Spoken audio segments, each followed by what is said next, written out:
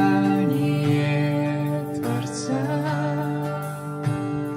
наполнит небеса, вся земля поет, радостно поет,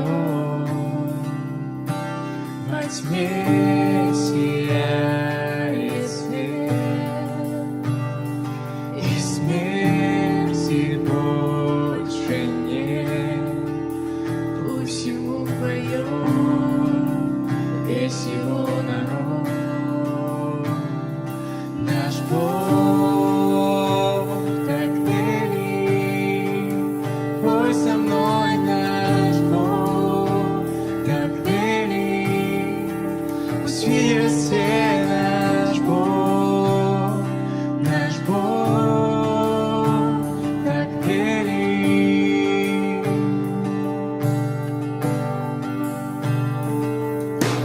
Наш Господь един,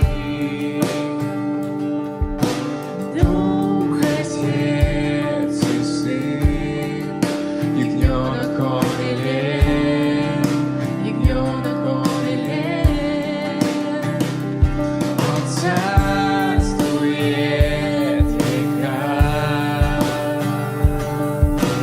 жизнь его руках, начало и конец, начало и конец. Наш Бог так велик, пой со мной, наш Бог так велик. Пусть видят все наш Бог так велик.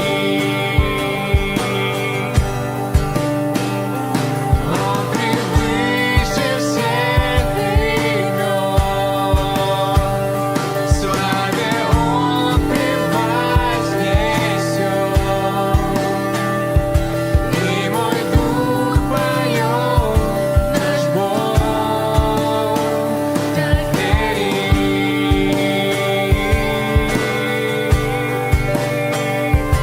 Он превыше всех имен, славе Он превознесен. И мой дух поет, наш Бог так велик. Наш Бог так велик, пой со мной, наш Бог так велик. Пусть видят все наш Бог так велик.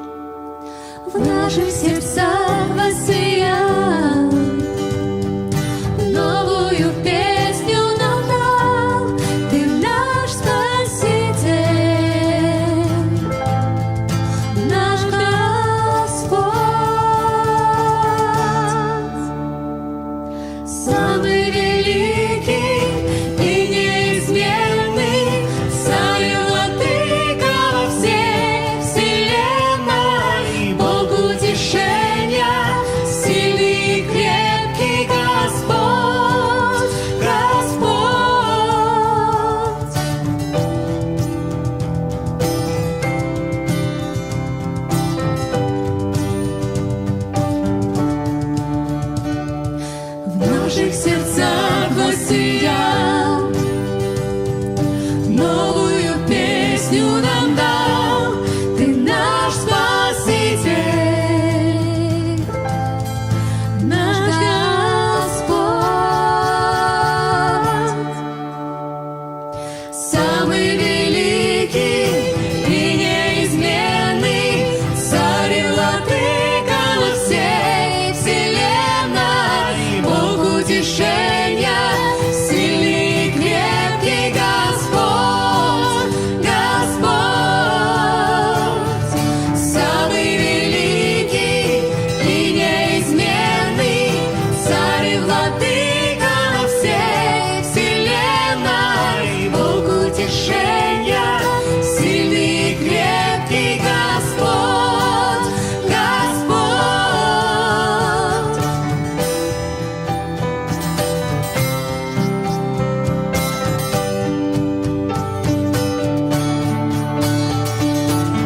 Господь навеки с нами и победить поможет, навек никто не сможет отнять его любовь. Господь навеки с нами и победить поможет, вовек никто не сможет отнять его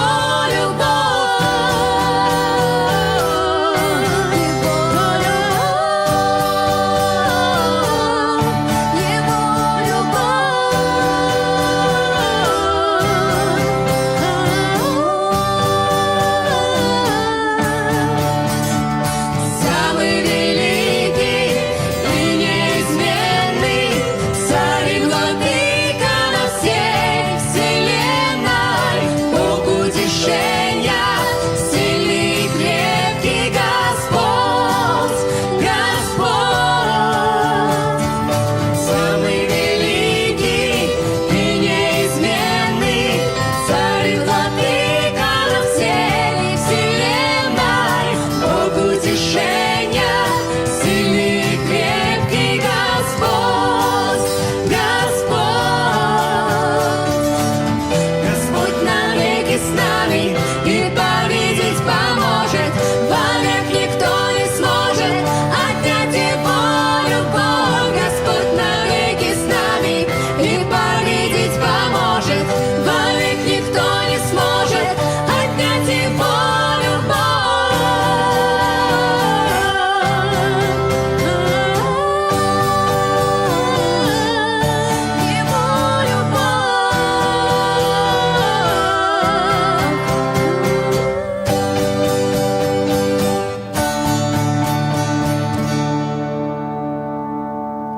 самый великий и неизменный, царь и владыка во всей вселенной, Бог утешения, сильный и крепкий Господь, Господь.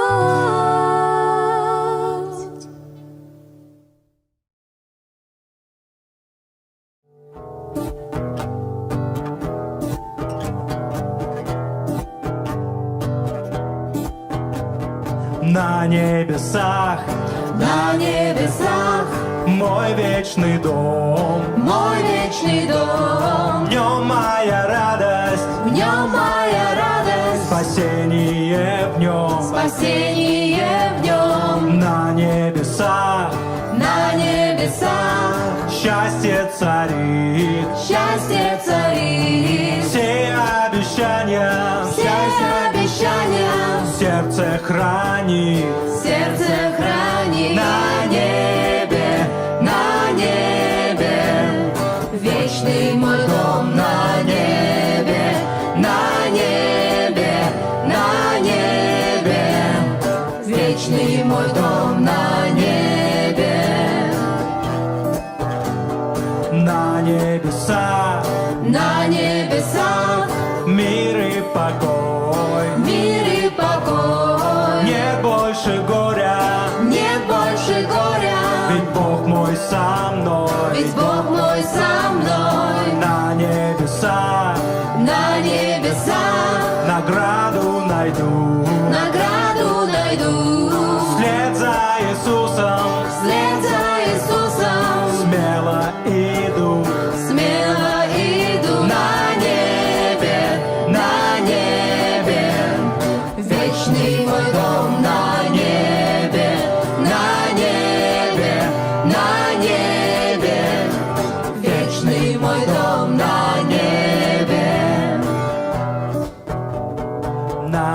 небесах, на небесах, надежда моя. надежда моя. Там мой Господь, Там мой Господь, Он встретит меня. Он встретит меня. На небесах, На небесах, мой вечный дом. мой вечный дом. В нем моя радость, В нем моя радость, спасение в нем. спасение в нем.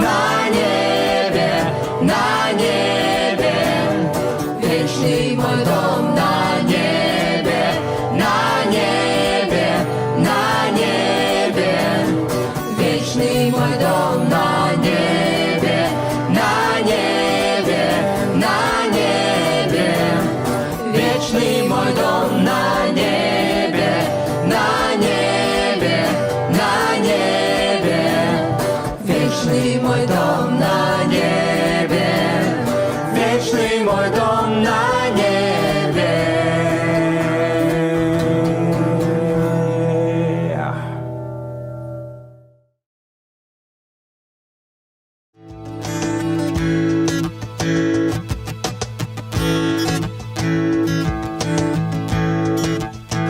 решил идти я вслед за Иисусом, решил идти я вслед за Иисусом, решил идти я вслед за Иисусом, теперь со мной Спаситель мой, грехи оставил и буду верный, грехи оставил и буду верный, грехи оставил и буду верный, теперь во мне Спаситель мой. Пусть горит небеса узкая тропа, что ведет к вратам, рядом Он, а значит я смогу дойти и не свернуть с пути. На свет я вышел, чтоб жить по слову, на свет я вышел, чтоб жить по слову, на свет я вышел, чтоб жить по слову, во мне живет Спаситель мой. И даже если один останусь, и даже если один останусь, и даже если один останусь, со мной всегда Спаситель мой. Пусть горит небеса узкая тропа, что ведет к вратам, рядом Он, а значит я смогу дойти и не свернуть с пути. Пусть горит небеса узкая тропа, что ведет к вратам, и за днем иду на свет и верю я, встретит Господь меня. Решил идти я вслед за Иисусом, решил идти я вслед за Иисусом, решил идти я вслед за Иисусом, и нет дороги мне назад.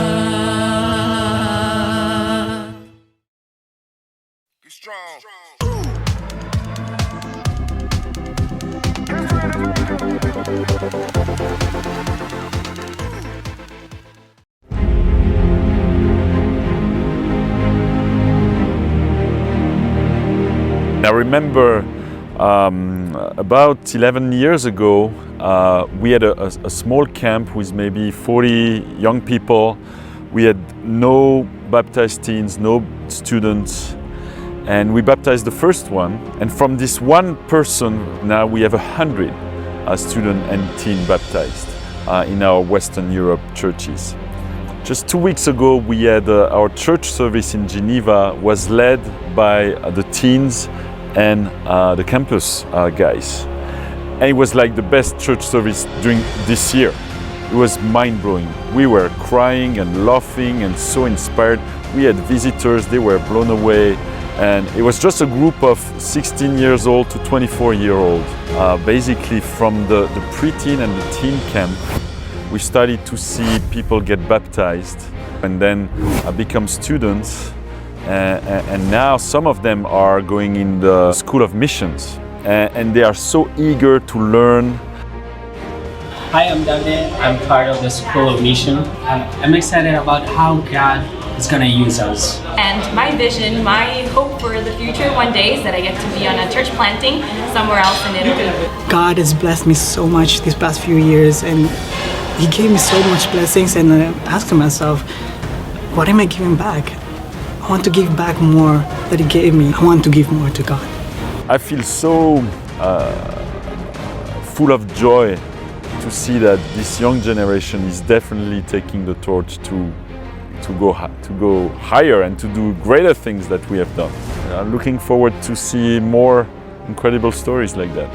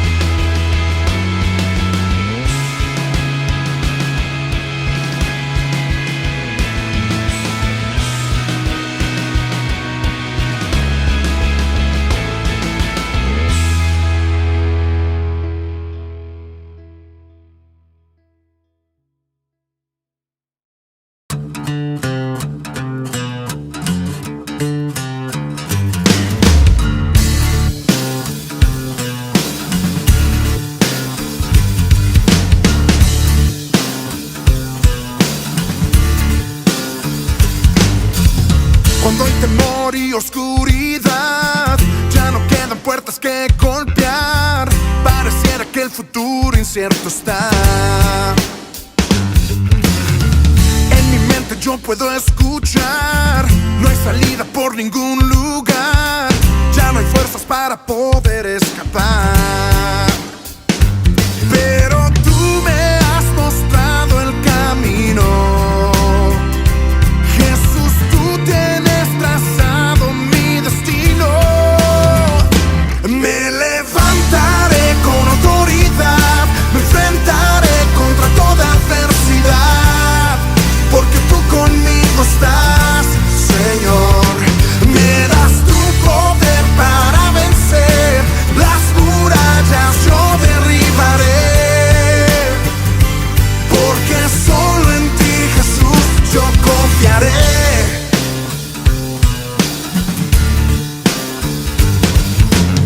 Cuando hay temor y oscuridad, ya no quedan puertas que golpear. Pareciera que el futuro incierto está. En mi mente yo puedo escuchar, no hay salida por ningún lugar. Ya no hay fuerzas para poder escapar. Pero tú me has mostrado el camino. Jesús, tú tienes trazado mi destino. Yeah. Me levantaré con autoridad, me enfrentaré contra toda adversidad,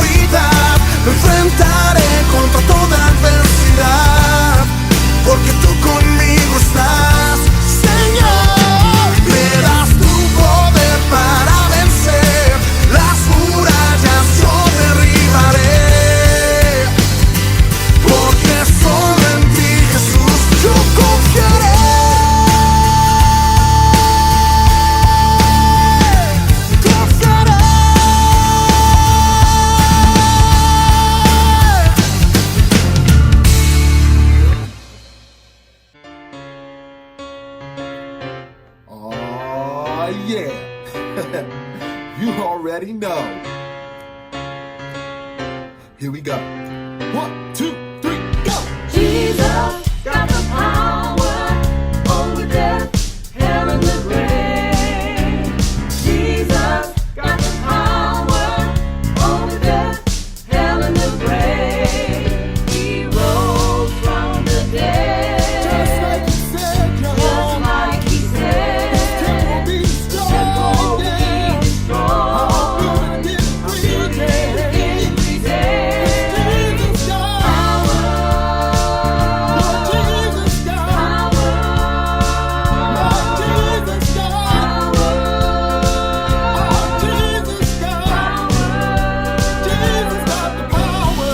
Jesus got the power over death, hell, and the grave. Jesus got the Jesus power. got the power over death, hell, and the grave.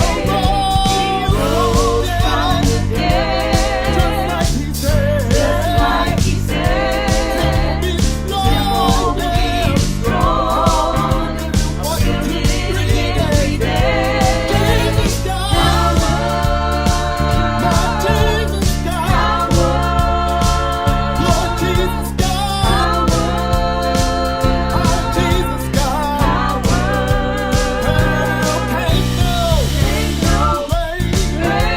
every day. Hold my body down. Ain't no grave. Hold my body down. First trumpet sound.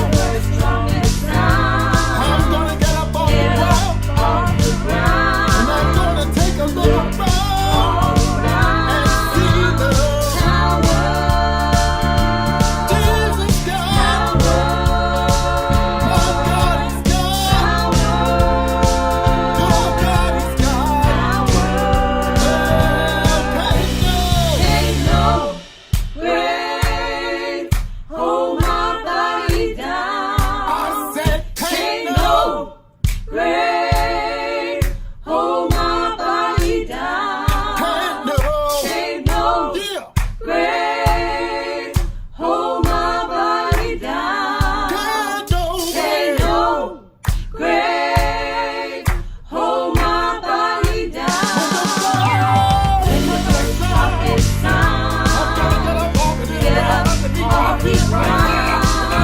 off the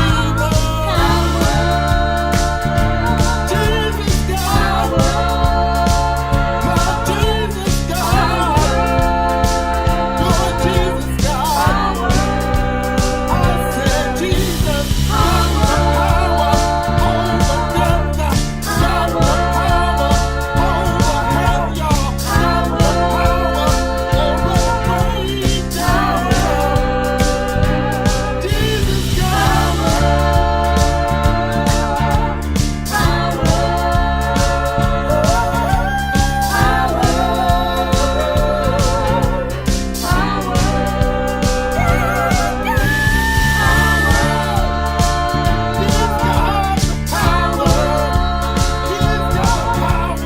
Power.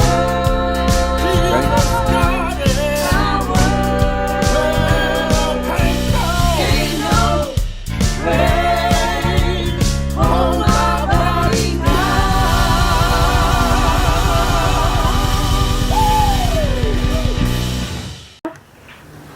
Buenos días a todos, para mí es un placer poder saludarles y poder compartirles lo que Dios ha hecho en mi vida a través de la cruz de Jesús y poder entender cómo en la cruz Jesús hace un parteaguas en la humanidad y en nuestras vidas hace un cambio total a raíz de lo que Él hace. Podemos ver que Jesús es el Cordero de Dios que quita tus pecados y quita mis pecados. Podemos ver que Jesús es el sacerdote que nos ayuda a poder estar en paz con Dios, nos lleva a su presencia. Y hoy vamos a ver otro rol muy importante de Jesús, en el cual quiero que me acompañen a una escritura en Juan 2, versículos del 19 al 21.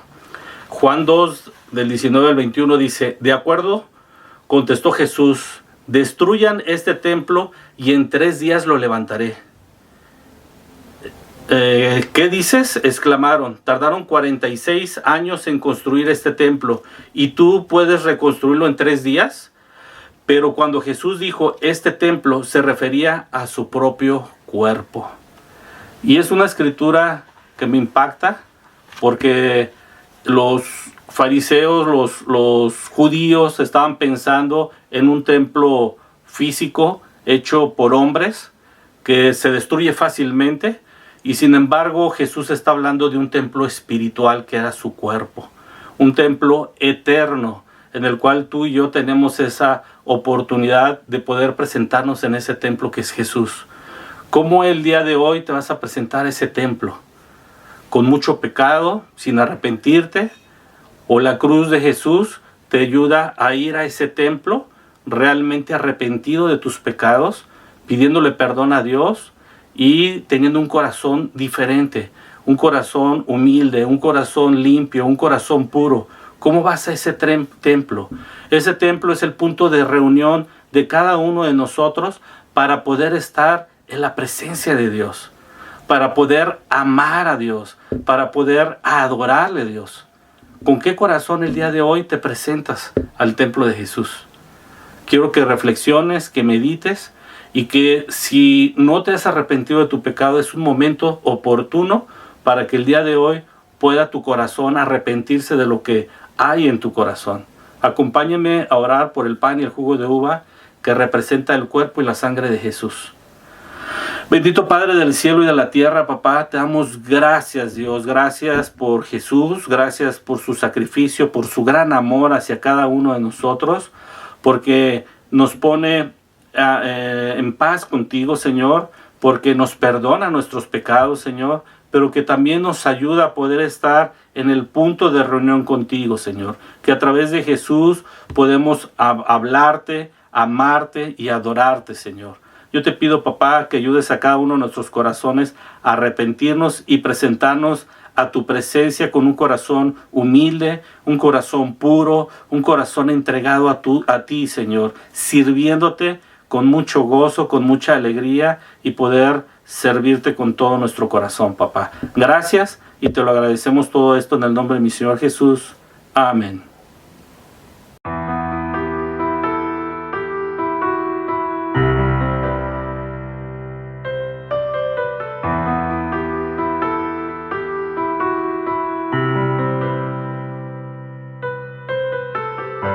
Ha sido largo el viaje, pero al fin llegué. La luz llegó a mis ojos, aunque lo dudé. Fueron muchos valles de inseguridad los que crucé. Fueron muchos días de tanto dudar, pero al fin llegué a entender que para esta hora he llegado, para este tiempo nací, en sus propósitos eternos yo me vi, que para esta hora he llegado, aunque me ha costado creer, entre sus planes para hoy me encontré.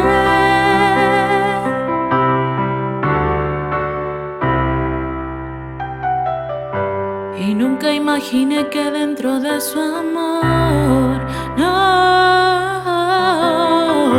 ni dentro de sus planes me encontrará yo.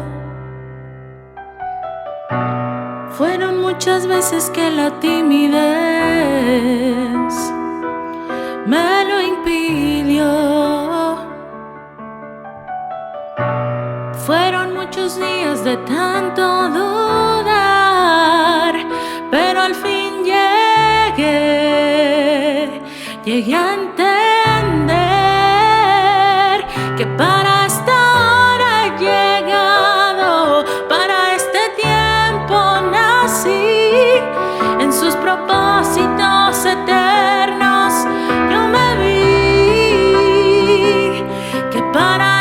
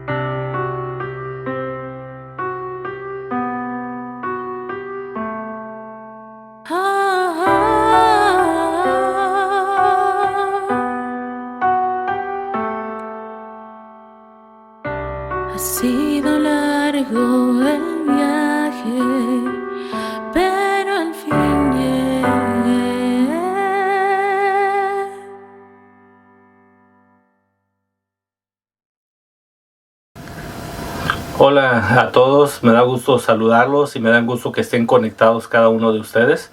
Y hoy quiero hablarles acerca de la ofrenda, pero también acerca del ahorro, que es muy importante el poder ahorrar y poder prever ciertas circunstancias que nos pueden pasar el día al día, ¿no? Y quiero que me acompañen a una escritura en Proverbios 21:20 que dice, los sabios tienen riquezas y lujos, pero los necios gastan todo lo que consiguen. Y esta escritura la verdad es que me golpeó mucho mi corazón cuando pude ver que muchas veces cuando gastas todo lo que Dios te da, todo lo que consigues con tu trabajo, somos necios, dice la escritura. Y yo muchas veces he sido necio al gastar todo lo que gano, y la Biblia me dice que pueda ahorrar, que pueda ser sabio, que pueda ser sabios con las riquezas que Él me da a través de mi trabajo. Y yo en días pasados tuve oportunidad de experimentar la importancia del ahorro. Tuve un dinero ahorrado, pero también tuve una situación que me afectó en el bolsillo, en el sentido de que mi esposa se enfermó. Tuve que gastar por varios estudios para poder hacer un diagnóstico. Afortunadamente, gracias a Dios, tenía ya un ahorro, que eso me permitió solventar los gastos para poder hacer los estudios pertinentes a mi esposa, ¿no? Pero ¿qué pasaría si a ti el día de hoy pasa una circunstancia de esa manera? ¿Estás preparado económicamente para solventar esos gastos? ¿O realmente te estás gastando todo lo que tienes, que hoy en día no tienes un peso para esas situaciones? Por lo tanto, es importante que podamos ahorrar y que siempre podamos tener el dinero para ofrendar a Dios con todo nuestro corazón. Que podamos poner eso en nuestro corazón. Quiero que me acompañen a orar, por favor. Bendito Padre del cielo y de la tierra, Señor, te damos gracias, Dios, porque siempre tú nos ayudas en cada área de nuestras vidas. Nos ayudas a ahorrar para realmente, cuando vengan situaciones que no tengamos previstas, siempre podamos tener el dinero para solventar esos gastos, Señor. Y que siempre en nuestro corazón haya ese deseo, no nada más de ahorrar, sino también de ofrendar con todo nuestro corazón, con mucha alegría, poder darte la ofrenda y poder darte un poquito de lo mucho que tú nos has dado, Dios. Bendice esta ofrenda, bendice a mis hermanos que van a dar esta ofrenda con todo su corazón, Señor. Quédate con la ofrenda para que tú la multipliques en todo lo que necesitamos, papá. Gracias por este tiempo, bendícelo y te lo agradecemos en nombre de mi Señor Jesús. Amén.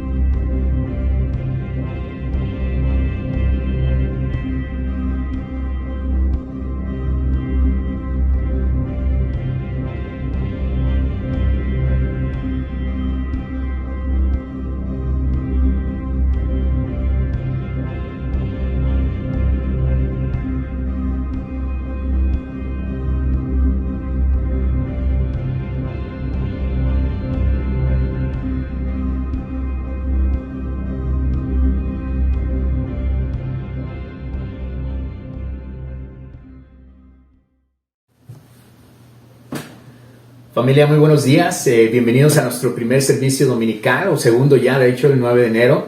Espero que la hayas pasado increíble con toda tu familia en la Navidad y en el Año Nuevo, que hayas comido mucho pozole, mucha pierna, mucha rosca, todo lo que celebras ahí en casa. Mi nombre es Napoleón Pérez, si nos visitas, y el día de hoy tengo el privilegio de compartirte el devocional de esta mañana. Como recordarás, el último servicio que tuvimos así en línea, en forma, sobre el Evangelio de Mateo, fue el domingo 12 de diciembre. Después de ahí tuvimos nuestra ofrenda especial, nuestro servicio de ofrenda especial increíble. Y después de ahí tuvimos 2 servicios especiales, el 26 de diciembre y el 2 de enero, donde interrumpimos esta serie sobre el Evangelio de Mateo. El día de hoy lo retomaremos y quiero darte un poquito nada más, refrescar un poquito tu memoria. Recordarás capítulos 5, 6 y 7. Jesús habla acerca del Sermón del Monte, donde da mucha instrucción, habla de las bienaventuranzas, acerca de la oración, del ayuno, que inclusive ahorita estamos practicando, del divorcio, de la oración, da mucha instrucción y es increíble. Cuando Jesús baja de ese increíble sermón en el monte, en el capítulo 8 y 9 por lo menos se registran 10 milagros. 10 milagros son registrados en esos 2 capítulos, y al cierre del capítulo 9 Jesús reúne a sus discípulos y de esos decide enviar a 12 apóstoles, nombrar a 12 de ellos apóstoles, que significa enviados. ¿Qué es? ¿A dónde los envía? A anunciar las buenas nuevas del Evangelio, y todo esto es increíble. Bueno, pues el día de hoy veremos lo que se le conoce ahora como el Sermón de la Misión, porque va a mandar a esos 12, y ese es probablemente uno de los discursos más largos que encontramos en el Evangelio de Mateo. Estudiaremos en este mismo sermón lo que es el costo de ser un discípulo, algo que nos encanta, que nos refresca, que nos renueva. ¿Qué hacer cuando surgen las dudas en nuestro corazón? Veremos cómo Juan el Bautista dudó si Jesús era el Cristo o no lo era. Y también, ¿cuál debe ser la actitud hacia el Evangelio? ¿Cuál debe ser la actitud? Jesús llama a su audiencia, a los fariseos, a una multitud, a decir, ¿qué actitud vas a tener acerca de mi Evangelio? Con esto en mente, familia, quiero que me acompañes a hacer una oración para que Dios bendiga todo lo que vamos a escuchar, que su palabra sea de impacto y que penetre en nuestros corazones. Así que acompáñame a hacer una oración y vamos a echarle muchas ganas a aprender esta mañana. Amén. Padre Santísimo, te damos tantas gracias por la oportunidad, Dios, de estudiar tus Escrituras. Gracias porque a través de ellas nos das mucha instrucción, así como Jesús dio instrucción a estos 12 apóstoles y los envió. Ahora queremos recibir instrucción de tu palabra, de Él directamente para nuestros corazones. Purifica nuestras motivaciones, ayúdanos a estar concentrados, a dar lo mejor de nosotros, Padre, y que tu palabra tenga un impacto poderoso en la vida de cada persona, cada amigo, cada familiar que nos visita esta mañana, pero sobre todo en nuestra vida. Que esto lo tomemos para nosotros y que tu Evangelio pueda transformarnos día a día. Gracias por tu Hijo Jesús, es en su santo nombre que te leo esta oración. Amén. Pues el título de esta mañana, aprovechando que Jesús habla acerca del Sermón de la Misión, es así mismo, el Sermón de la Misión. Hay algo muy importante que Jesús tiene para nosotros y vamos a retomar en el capítulo 10, versículo 32 y 33 de la Nueva Versión Internacional, lo que Jesús tenía para nosotros. Versículo 32 dice: a cualquiera que me reconozca delante de los demás, yo también lo reconoceré delante de mi Padre que está en el cielo. Pero a cualquiera que me desconozca delante de los demás, yo también lo desconoceré delante de mi Padre que está en el cielo. Mira, Jesús aquí está hablando de 2 tipos de personas. La primera persona es la persona aquella que lo reconoce, que reconoce a Jesús como ¿quién? Como su Señor, como su Salvador, como su Mesías. A esa persona Jesús lo reconocerá delante de ¿quién? De su Padre. Y la segunda persona es aquella que lo desconoce.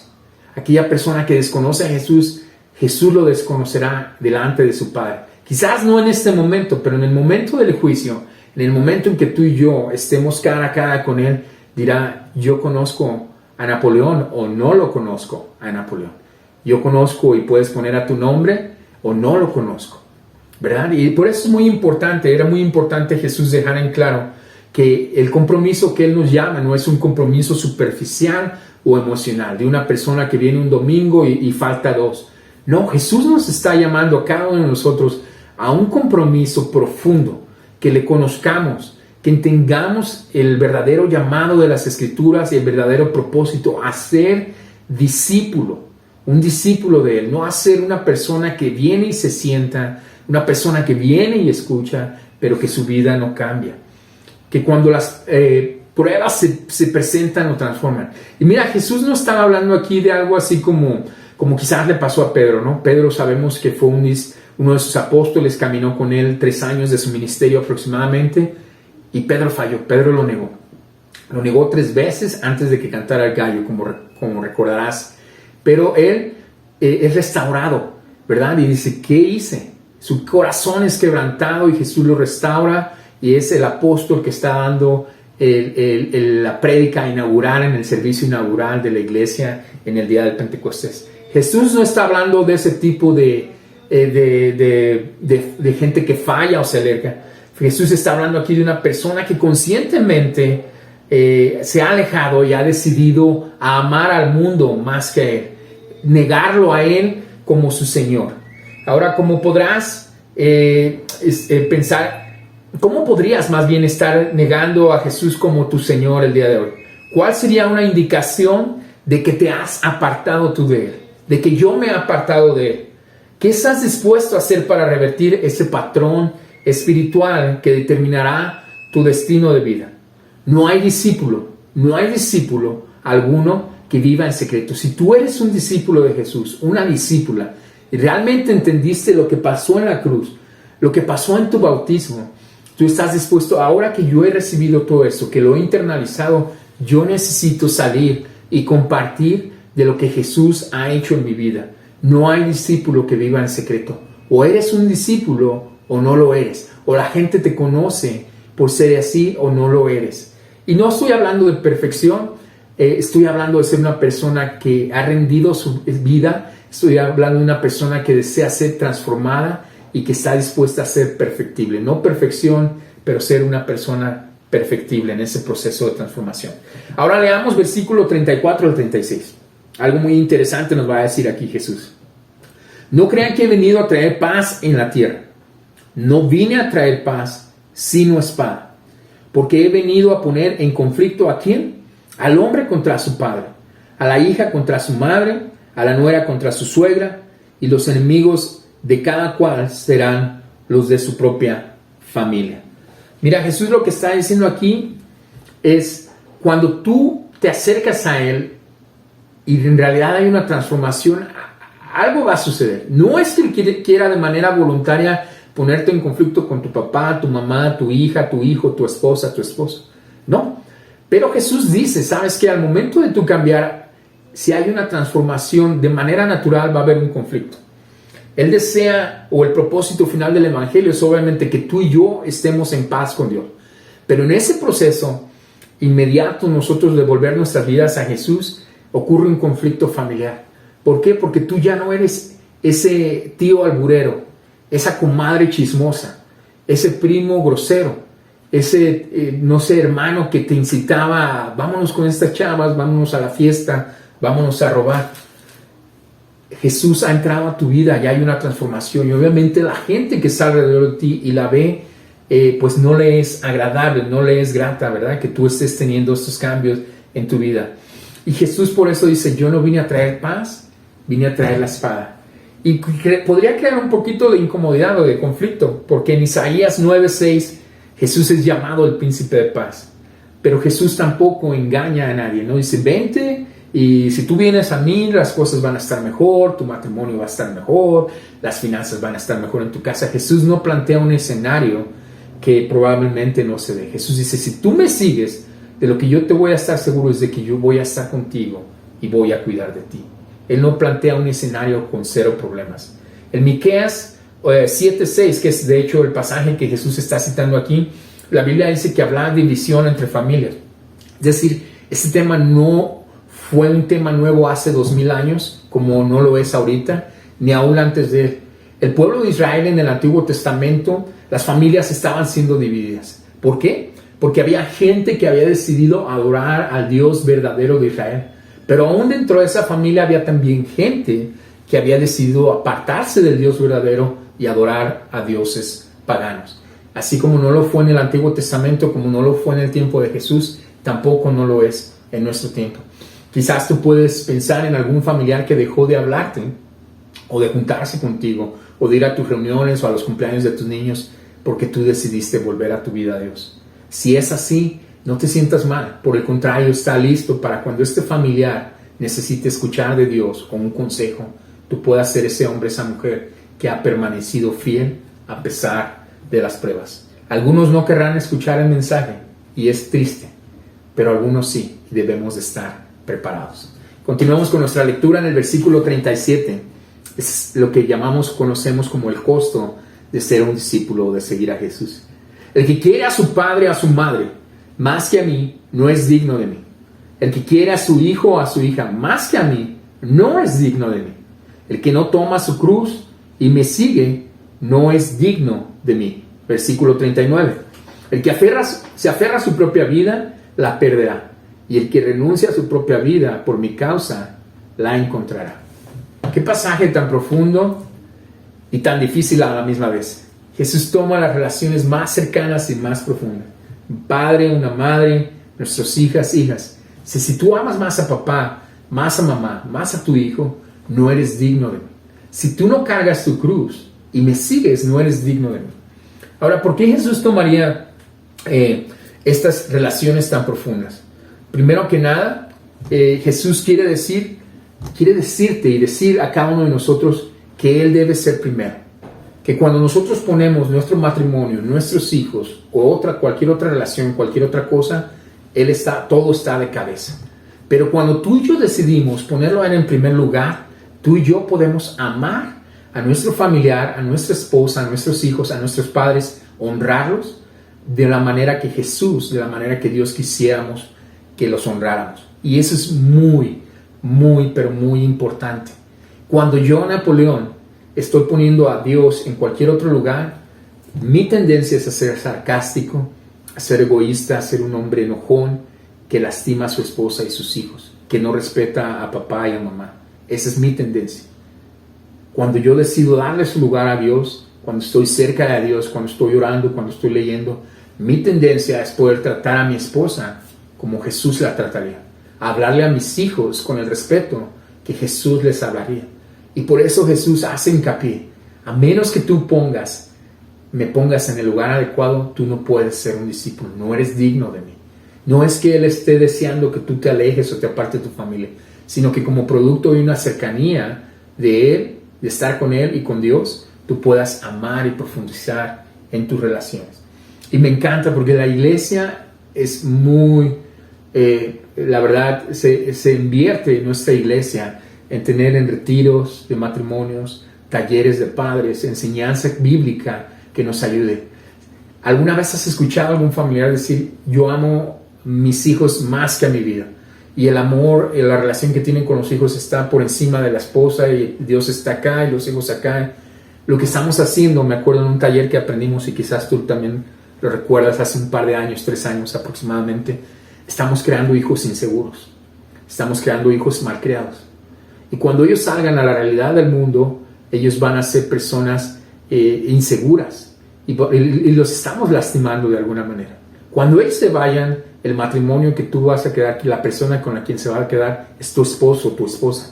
Y probablemente si no echaste raíces, tu matrimonio también no tendrá mucho de qué hablar y mucho sobre qué seguir construyendo, edificándose.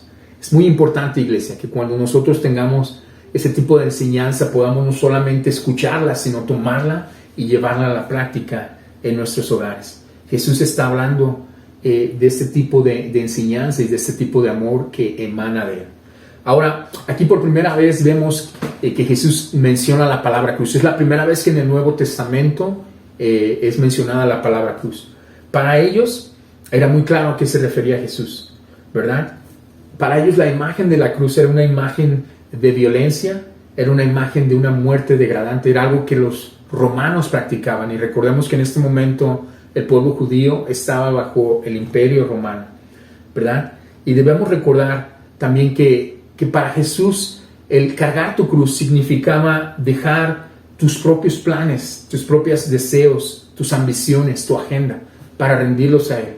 Me encanta porque es una paradoja que vivimos como en el cristianismo, que si yo pierdo mi vida, la voy a ganar en Jesús. Pero si yo quiero ganar mi vida, mis retos, mis logros, viajar, acumular, al final del tiempo, todo eso no lo llevaré a la vida que está después de esta, y probablemente perderé también la oportunidad de pasar mi vida en la eternidad. Ahora no estoy diciendo que Jesús esté en contra de tus logros o tus éxitos. Lo que estoy diciendo es que si tus éxitos, tu agenda, tus logros, tu carrera, tus estudios están primero antes que Jesús, probablemente desperdiciarás esta vida y la próxima. Pierde tu vida, entrégate a Jesús y verás cómo Él podrá enseñarte una nueva manera de vivir, pero al mismo tiempo Él deseará que pases la vida en la eternidad junto con Él. Esa es la paradoja más fuerte del cristianismo. Mucha gente quizás no la puede entender, no la puede captar. ¿Cómo pierdo mi vida y la gano? No es sencillo. Pero yo quiero animarte a que seas una persona que no solamente se niega a sí mismo los miércoles por la noche para una reunión o los domingos por la mañana para asistir a la iglesia físicamente.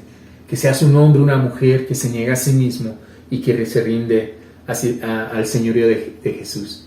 Si esto no describe tu caminar, que tú puedas buscar ayuda, que tú puedas revertir esa tendencia, que tú puedas ser parte de esta misión. Recuerda, estamos estudiando el sermón de la misión. Jesús quiere que tú seas parte de esa misión. Y ahora estamos emprendiendo una nueva etapa, una nueva década. Y el miércoles nos compartían la visión para los siguientes 10 años. Pues que tú puedas ser parte del plan de Dios, de esa visión 2030, y que puedas ser parte de la misión de que Jesús te está enviando. Continuamos con nuestro estudio. Ahora leamos Mateo 10. Vamos a leer del versículo 40 al 42 y con esto estaremos finalizando la sección de este capítulo. Versículo 40 dice: quien los recibe a ustedes, ¿me recibe a quién? A mí. Y quien me recibe a mí, recibe también al que me envió, refiriéndose a su Padre. Cualquiera que reciba a un profeta por tratarse de un profeta, su recompensa será de profeta. Y el que reciba un justo por tratarse de un justo, recibirá recompensa de justo. Y quien dé siquiera un vaso de agua fresca a uno de estos pequeños por tratarse de uno de mis discípulos, les aseguro que no perderá su recompensa. Qué increíble Jesús aquí diciendo: mira, estas personas que yo estoy enviando, si tú recibes mi mensaje, bueno, quiero que sepas que primero estás recibiendo a Dios, al Padre. Pero no solamente, si tú recibes a este profeta, me estás recibiendo a mí. Y si recibes a uno de mis pequeños, a uno de mis discípulos, por más pequeño que sea él, me estás recibiendo a mí. Y Jesús dice, la recompensa estará ahí para ti. Quizás muchas veces nosotros mismos no nos vemos como ese profeta, como ese enviado, como ese discípulo, como ese pequeño. Pero yo quiero animarte, la Biblia te ve así a ti. Dios te ve hacia ti. En 2 Corintios 5:20 la Biblia nos dice que cada uno de nosotros somos embajadores de Cristo. Y cuando alguien nos recibe como embajador de Cristo en su hogar o nos permite compartir el Evangelio, así mismo está recibiendo a Jesús. Cuando alguien te rechaza, que es lo opuesto, cuando alguien te rechaza a ti, está rechazando a Jesús. Entonces no lo tomes personal. Cuando alguien te reciba, di amén, está recibiendo el mensaje y mantén una actitud positiva. Y cuando alguien te rechace, no te me decaigas, no te me desmoralices, porque muchas veces, no sé, esa es mi tendencia. Ya compartí con 5 gentes, no. Pero ¿qué tal si la sexta te iba a decir sí quiero, sí estoy listo, sí necesito de Dios? Y por esas 5 personas tú ya decidiste, pues a lo mejor ya no compartir el Evangelio el resto del año, el resto del mes. Y sería muy triste que la sexta persona hubiera estado lista para escuchar y Dios queriéndote utilizarte a ti para transformar la vida de esa persona. ¿Cómo podemos estar tan seguros de eso? De que todavía a este punto, en este 2022, hay gente abierta. Bueno, pues porque estamos tú y yo aquí sentados. En algún momento alguien abrió su boca, Dios trabajó en nuestra vida, éramos duros, éramos egoístas, pensábamos en nosotros mismos. Dios trabaja en nuestra vida, alguien abre su boca y decidimos estudiar las Escrituras. Y aquí estamos tú y yo. Y con esa certeza, tú y yo debemos de salir y compartir el Evangelio, de saber que hay alguien allá afuera que Dios ya trabajó en su vida y que quiere utilizarte a ti. Eso es importante también. Como abre Jesús en este fragmento, dice, aquel que me reconozca a mí, yo lo reconoceré delante de mi Padre. Parte de reconocer a Jesús, hermanos, hermanas, amigos que nos visitan, es tomar una acción, tomar una decisión. No solamente, que lo reconozco de manera intelectual o lo internalizo, sino es tomar decisiones de qué no estoy haciendo para empezar a hacerlo y qué estoy haciendo bien para seguirlo haciendo. Amén. Ahora vayamos a Mateo 11, vamos a leer el primer versículo. Dice, cuando Jesús terminó de dar instrucciones a sus 12 discípulos, a los 12 apóstoles, se fue de allí, ¿a dónde? ¿A descansar? Se fue a Galilea, se fue a enseñar y a predicar entre otros pueblos. Él se fue a esa región de Galilea a enseñar. Y me encanta Jesús porque literalmente Él nos predica como el ejemplo. Él no es como el papá que te dice, no fumes, pero fuma. No es como el tío que te dice, no digas groserías, pero Él dice groserías. Jesús es un hombre que si te dice algo es porque Él lo está modelando con su vida y porque Él lo tiene como parte de su carácter. Y eso me encanta. Él se va aquí, como decimos los mexicanos, literalmente a chambear a Galilea. Vayan ustedes, pero yo me voy a ir a enseñar y a predicar. Yo no voy a ir a descansar. Y mira, algo que me encantó y quiero animarte aquí, porque muchas veces como líder, si tú diriges alguna charla, algún grupo, y en realidad todos somos llamados a ser líderes, todos inspiramos o modelamos para alguien, aunque no lo sepas, tú estás modelando o inspirando a alguien, sea en tu trabajo, en tu casa, en tu comunidad, o en la iglesia. Aquí dice, el líder no empuja a quien no quiere caminar, no jala a quien no quiere trabajar. Por otro lado, el líder, a lo que tú eres llamado a ser, enseña, orienta, capacita y apoya a quien tiene ganas de ¿qué? De crecer en obediencia a Dios y en obediencia a su palabra. Tú eres ese líder. No te preocupes por los que no quieren ahorita, ora por ellos, pero no empujes, no forces a nadie, no jales, inspira, enseña, orienta y capacita, apoya a aquellos que sí tienen ganas. Y me encanta porque fíjate, esta semana recibí un par de llamadas, uno de un hermano que me decía, ¿sabes qué, Napo? Yo ya estoy listo. ¿Cómo puedo ayudar? ¿Cómo puedo servir a la iglesia? Y es increíble cuando recibes ese tipo de llamadas. Y ahora para el de benevolencia, igual teníamos la necesidad de la región Zapopan, o por región tener 6 personas, y en mi región más de 8 personas se comunicaron diciendo, yo quiero servir, yo quiero estar ahí. Y eso me inspira, que haya gente que diga sí al Evangelio de Jesús. Continuemos con nuestro estudio. Ahora vamos a leer versículo de 2 al 6. Y algo que es muy importante es, obviamente, Jesús está hablando a los 12 discípulos. Su audiencia en mente es la gente que va a enviar a que anuncie el Evangelio. Pero ahora transiciona de audiencia. La nueva audiencia, ¿quiénes son? Los discípulos de Juan el Bautista. Leamos en el versículo 2. Juan estaba en la cárcel y al enterarse de lo que Cristo estaba haciendo, ¿envió a quién?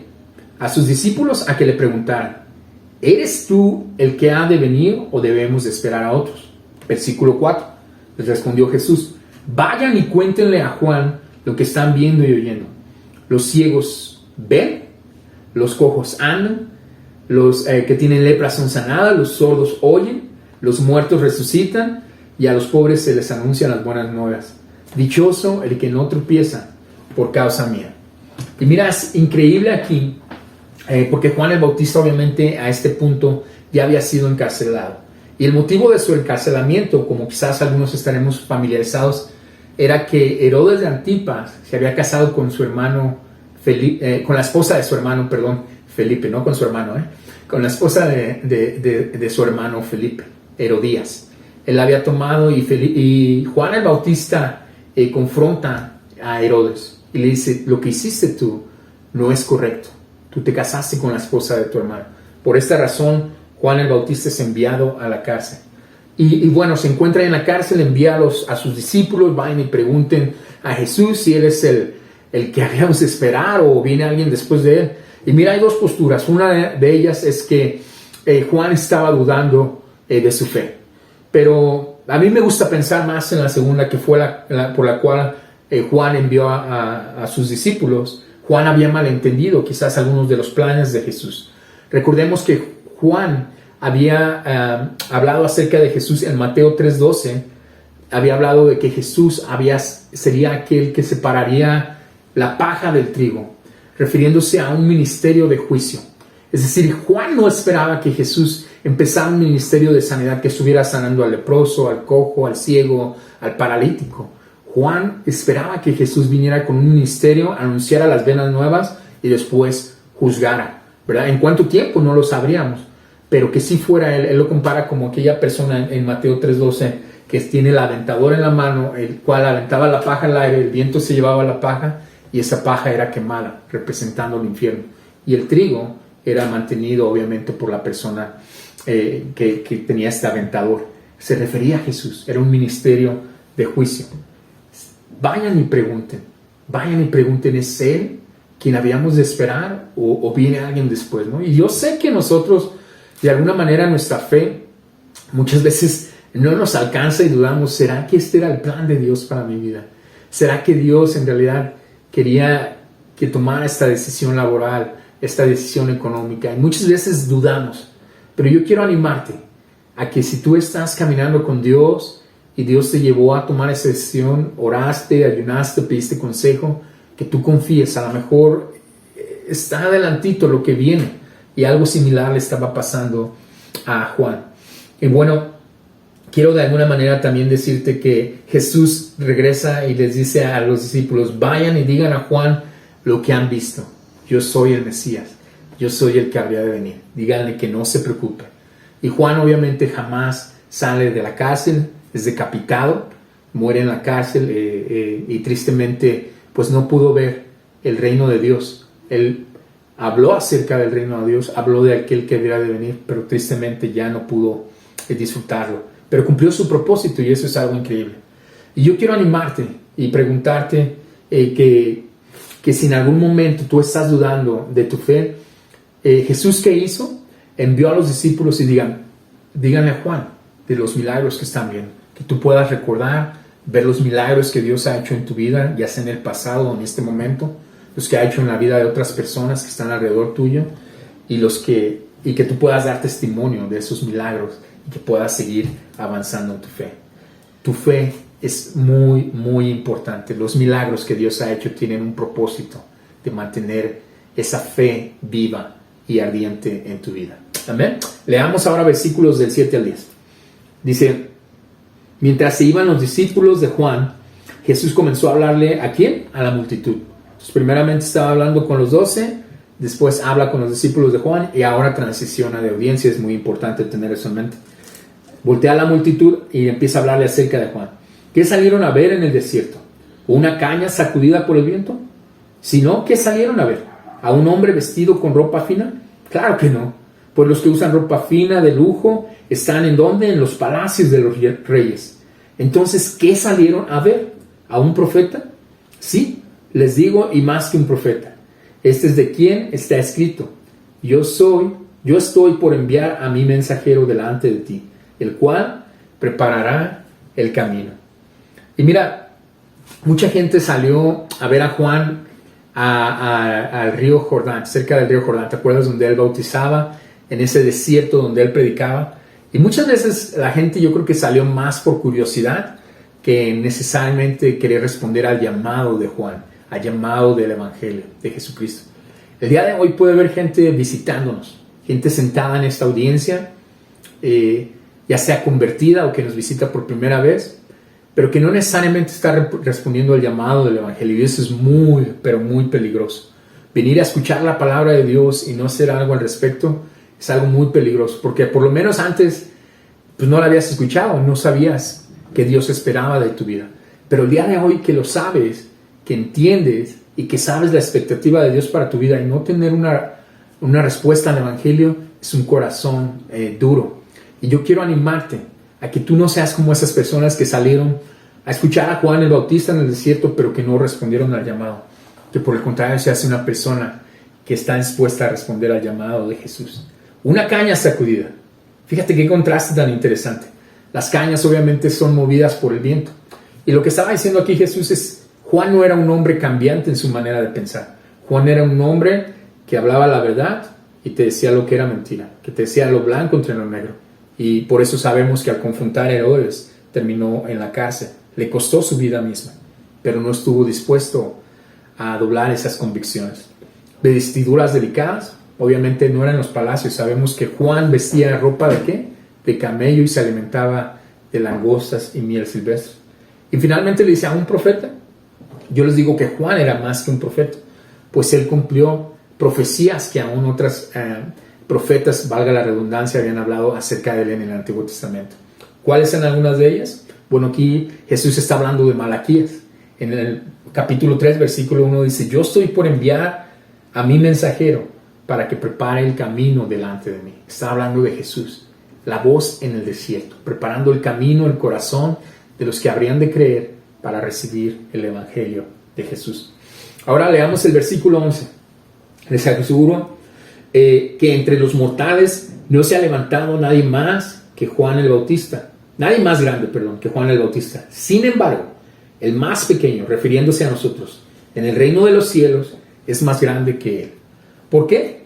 Bueno, primero que nada, Juan fue el último profeta del Antiguo Testamento. Aunque él no aparece en el Antiguo Testamento, fue el último profeta porque con él se cierra ese pacto, ese antiguo pacto e inicia el nuevo pacto. Él es ese profeta del Antiguo Testamento, Juan anticipó el reino, predicó sobre el reino, pero no disfrutó del reino.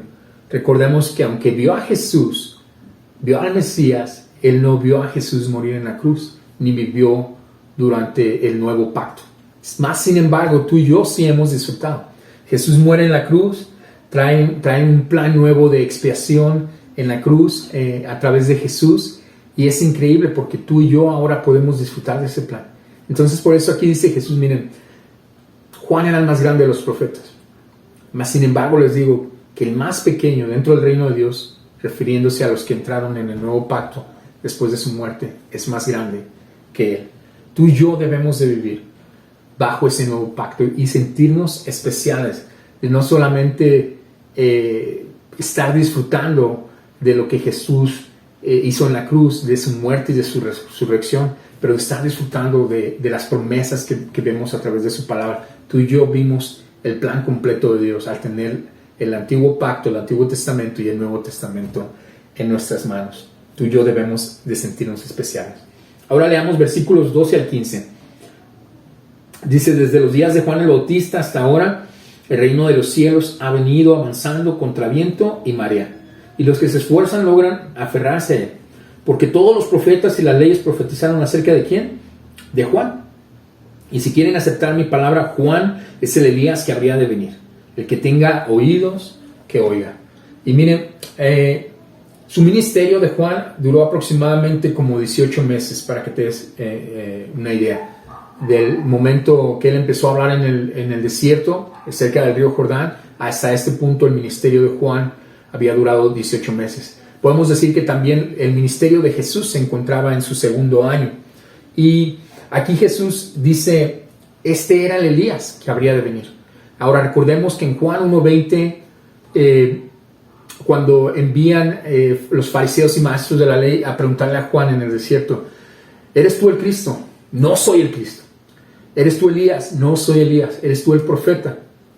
No soy yo un profeta. Entonces, ¿quién eres? Porque debemos de decir, contestar a estas personas que nos enviaron. Bueno, vayan y digan, yo soy la voz en el desierto que prepara el camino. Y me encanta la humildad de Juan, porque pudiendo haber dicho, sí, yo soy el Cristo, yo soy Elías reencarnado, él dice, yo no soy ninguno de esos. Yo soy la voz en el desierto que vine a preparar el camino, los corazones, para que la gente recibiera a Jesús.